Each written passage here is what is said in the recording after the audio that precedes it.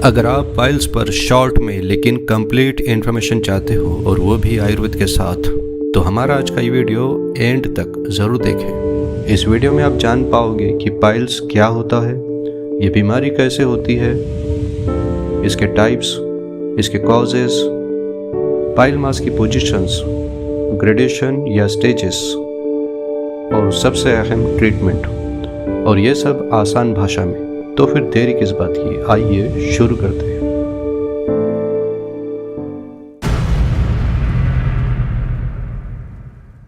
Piles को हिंदी और उर्दू में बवासीर, मराठी में मूढ़व्याध, मेडिकल टर्म में हिमोराइड्स और आयुर्वेद में अर्श कहते हैं।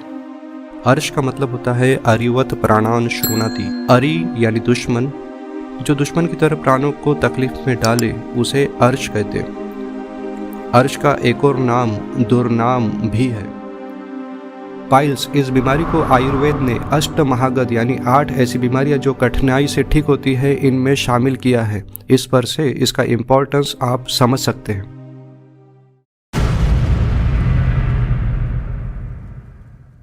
पाइल्स को समझने के लिए थोड़ी मलाशय यानी रेक्टम की संरचना हमें समझनी पड़ेगी। मलाशय हमारे डाइजेस्टिव सिस्टम का आखिरी हिस्सा होता है जहाँ पर मल डिफिकेशन या विसर्जन के लिए जमा होता है। इस मलाशय की पतली जिल्द 3 खास तरह की वेन्स यानी खून की नसों से घिरी हुई होती है।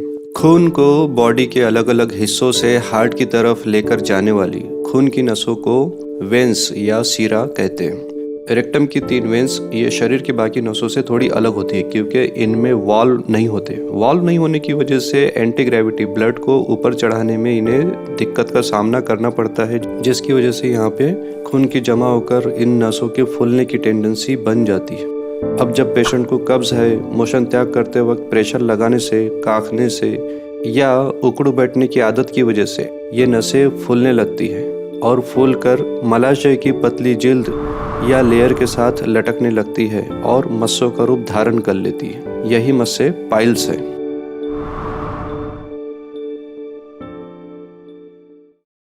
इसके साथ ही गुदमार्ग से 4 इंच अंदर एक डेंटेड लाइन होती है और इस डेंटेड लाइन के ऊपर का जो हिस्सा होता है इससे सेंसरी सप्लाई नहीं होता, यानी इसके ऊपर कोई भी जख्म लग जाए, घाव हो जाए तो इसका दर्द नहीं होता। डेंटेड लाइन के ऊपर होने वाले मस्सों को इंटरनल पाइल्स कहते हैं। चूँकि यहाँ पर सेंसरी सप्लाई नहीं रहता इसलिए बिना दर्द के ही खून गिरता है। खून ये ब्राइट रेड होता है और फ्लश की तरह गिरता है।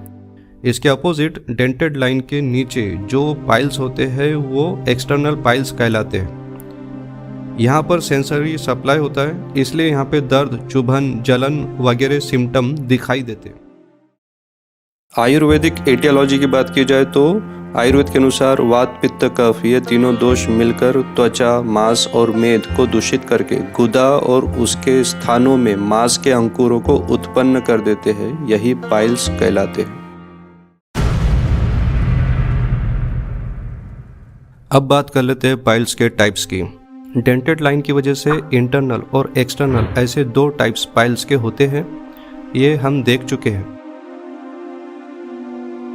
जिन पाइल्स से खून गिरे उसे खूनी बवासीर और जिन पाइल्स में खून न दिखे वह बादी बवासीर होते। बादी में रुकावट, दर्द, चुभन, जलन और सूजन ये महसूस होती है।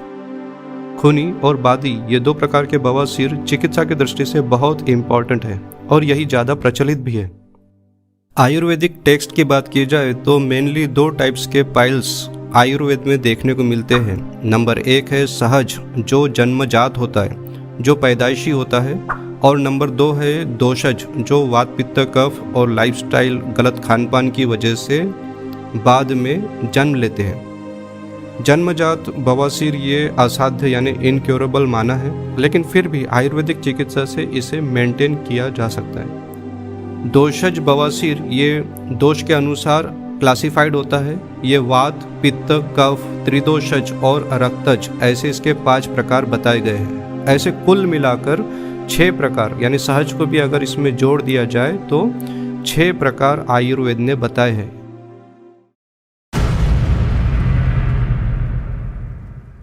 अब एक नज़र पाइल्स के आयुर्वेदिक कारणों पर। इनमें सबसे बड़ा कारण है मंदाग्नि। मंदाग्नि का मतलब होता है पचाने की ताकत की कमी।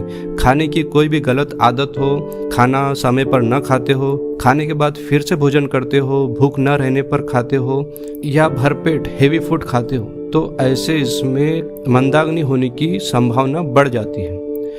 इसी के साथ ऐसे लोग जो खाने में हेवी, ज़्यादा मीठा, ज़्यादा ठंडा और कब्ज कारक और जलन पैदा करने वाले रुक्ष और सूखा आहार और विरुद्ध आहार सेवन करने के जो आदी हो, ऐसे लोगों में पाइल्स होने की संभावना बढ़ जाती है।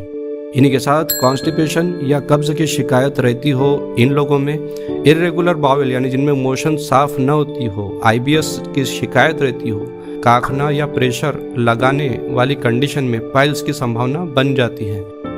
इसी के साथ उकड़ू बैठने की जिनकी आदत है, तो ऐसे लोगों में ग्रेविटी की वजह से भी पाइल्स बनने की संभावना बन जाती है। जो लोग नया अनाज खाते हैं, हेवी फूड्स आइटम खाते हैं और नॉनवेज ज़्यादा खाते हैं, मल मूत्र जैसे नेचुरल अर्जेस को रोकने से, अधिक और गलत तरीके से मैथुन करने से, गुद मार्ग में घाव या क्षत लग जाने पर, लंबे अरसे तक खांसी रहना या लिवर डिजीज भी इसमें कारणीभूत हो सकता है। यहाँ तक कि बहुत ज़्यादा और गलत ढंग से एक्सरसाइज करने से भी पाइल्स हो सकता है।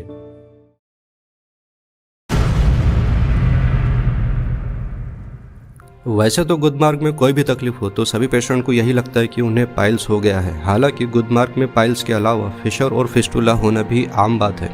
अगर आप पाइल्स, फिशर, फिस्टुला में डिफरेंस जानना चाहते हो तो हमारा वीडियो पाइल्स, फिशर, फिस्टुला को जाने आसान भाषा में ये ज़रूर देखें, जिसके लिंक वीडियो के डिस्क्रिप्शन में दी गई है।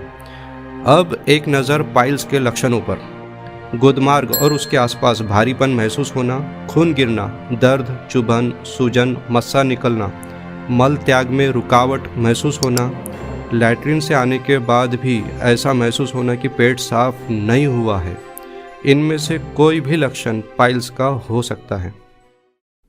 जनरली खूनी बवासीर में खून ये बिना दर्द के फ्लश के समान गिरता है। खून का रंग ये ब्राइट रेड होता है।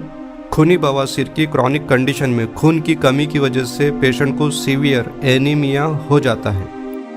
बादी बवासीर में खून नहीं गिरता, लेकिन दर्द, चुभन, जलन, सूजन और रुकावट जैसे सिम्टम्स देखने को मिलते हैं।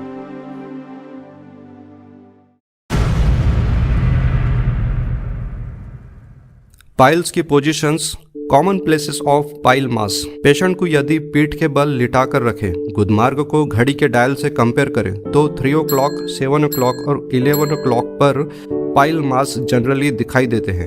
इसकी वजह 3 वेन्स जिनका जिक्र हम शुरुआत में कर चुके हैं, उनके जाल इन्हीं जगह बने हुए होते हैं। इसका मतलब यह है कि डॉक्टर कहे या रिपोर्ट में अगर लिखा हो कि पाइल्स 3 o'clock पर है, तो इसका मतलब यह है कि रेक्टम के लेफ्ट लैटरल मिड साइड पर मस्सा है, पाइल्स है।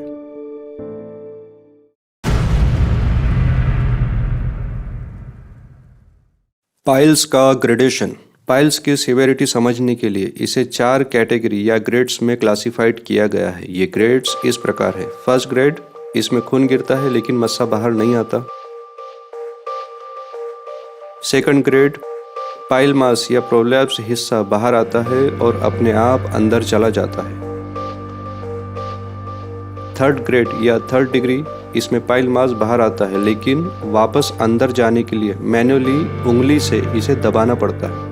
और फोर्थ ग्रेड या फोर्थ डिग्री, इसमें पाइल मास या प्रोलैप्स हिस्सा बाहर आता है और उंगली से दबाने पर भी ये अंदर नहीं जाता।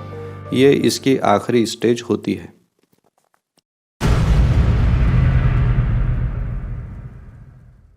अब बात कर लेते हम चिकित्सा की। सहज यानी जन्मजात अर्श ये असाध्य यानी इनक्योरेबल माने गए हैं। इन्हें छोड़कर बाकी सभी अर्श आयुर्वेदिक ट्रीटमेंट से ठीक किए जा सकते हैं। अर्श का चिकित्सा सूत्र या प्रिंसिपल ऑफ ट्रीटमेंट बवासीर में कब्ज को दूर करने वाली, वायु का अनुलोमन और अग्नि यानी पचाने की ताकत बढ़ाने वाले अन्न, पान और औषध की योजना करनी चाहिए। चिकित्सा के नज़रिए से बादी बवासीर में पाचन सुधारने वाली, भूख बढ़ाने वाली, वायु का अनुलोमन करने वाली दवाइयों का और खान पान का इस्तेमाल करना चाहिए। इसमें तेज़ और गर्म मेडिसिन भी इस्तेमाल हो सकती है। जैसे खाने में लहसुन, सरसों वगैरह, और दवाइयों में अभ्यारिष्ट। इसके उलट खूनी बवासीर में सॉफ्ट, ठंडी तासीर वाली, पाचन सुधारने वाली, वायु का अनुलोमन करने वाली और खास करके खून को रोकने वाले ऐसे अन्न, पान और औषध की योजना की जाती है, जैसे नागकेशर, मिश्री, मक्खन वगैरह, और औषध में कुटजारिष्ट। आयुर्वेदिक टेक्स्ट में अर्श की चिकित्सा 4 तरीकों से बताई गई है: औषध, क्षार, अग्नि और शस्त्र से। नंबर 1, औषध चिकित्सा, जिसमें इंटरनल दवाइयों का प्रयोग जैसे अर्शकुठार, अर्शोग्नि वटी वगैरह, और एक्सटर्नल जैसे काशीसादी तेल वगैरह लगाकर चिकित्सा की जाती है। नंबर 2, क्षार चिकित्सा। क्षार ये कॉस्टिक अल्कलाइन पेस्ट होता है जो खास तरह की वनस्पति को जलाकर बनाया जाता है। इसे अप्लाई करने से मस्से सूख कर झड़ जाते हैं। नंबर 3, अग्निकर्म। एक्सटर्नल हिमोरॉइड्स की चिकित्सा में गर्म शलाका से दागना, जिसे मॉडर्न मेडिसिन में कार्टराइजेशन भी कहते हैं। नंबर 4, शस्त्र चिकित्सा।